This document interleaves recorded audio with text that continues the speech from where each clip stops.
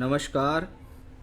आपने ये birth detail दिया है 15 अक्टूबर 1988 शाम के 5:54 PM।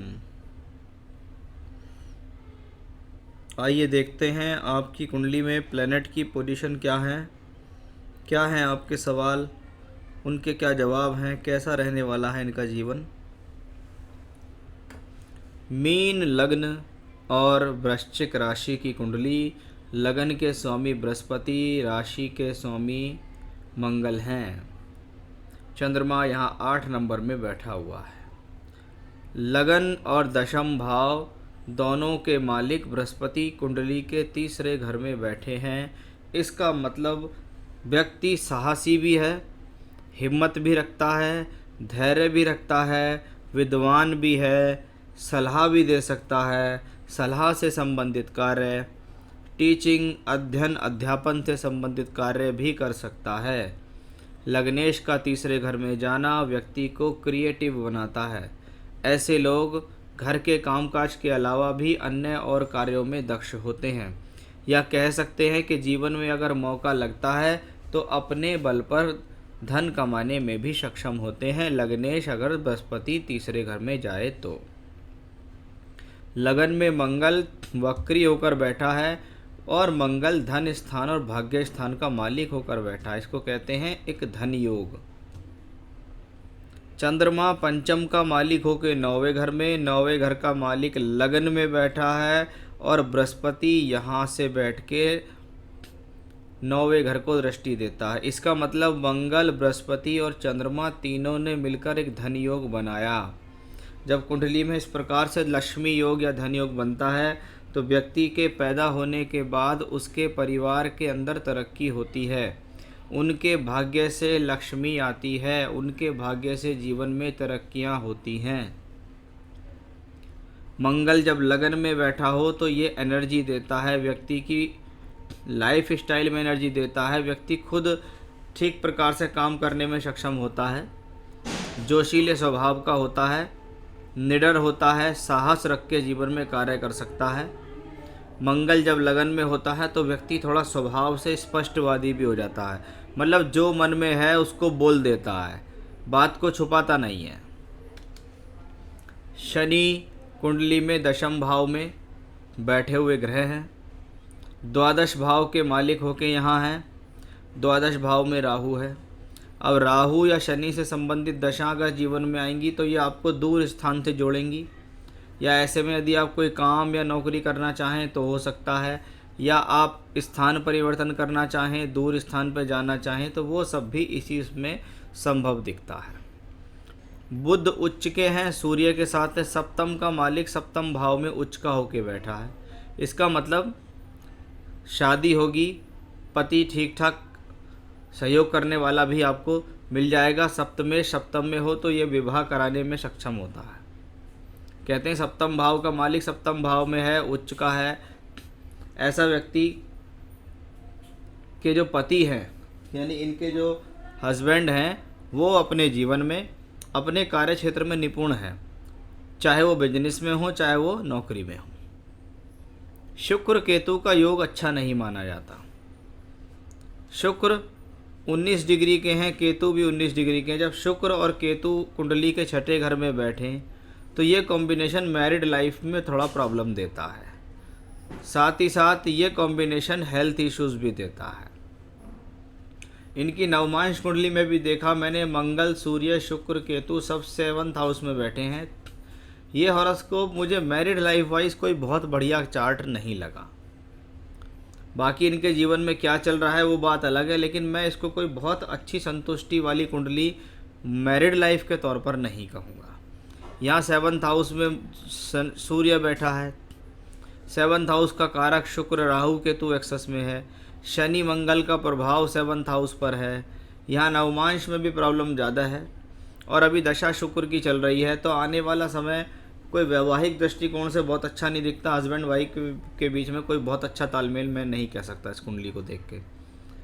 साथ ही साथ अभी शुक्र की दशा चल रही है, थोड़ा हेल्थ इश्यूज भी मुझे इस कुंडली में दिखाई देते हैं। वर्तमान में जुलाई 2019 से लेके सितंबर 2022 तक वीनस सैटर्न की दशा, शुक्र की महादशा में शनि की अंतर्दशा चल रही है 17 जुलाई 2019 से 16 सितंबर 2022 तक। शनि 12वें घर का मालिक है, 10वें घर में बैठा है, 12वें घर को वापस देख रहा है। इसका मतलब व्यक्ति कोई ना कोई प्रयास कर रहा है, कोई स्थान परिवर्तन का, कोई दूर से जुड़ने का, या ऐसा कुछ भी। अभी आपने कुछ सवाल इनसे रिलेटेड पूछा है कि क्या भविष्य में हैदराबाद में आएंगे, शिफ्ट होने का कोई चांस है या नहीं, या घर बनाने का कोई चांस है या नहीं हैदराबाद में आके।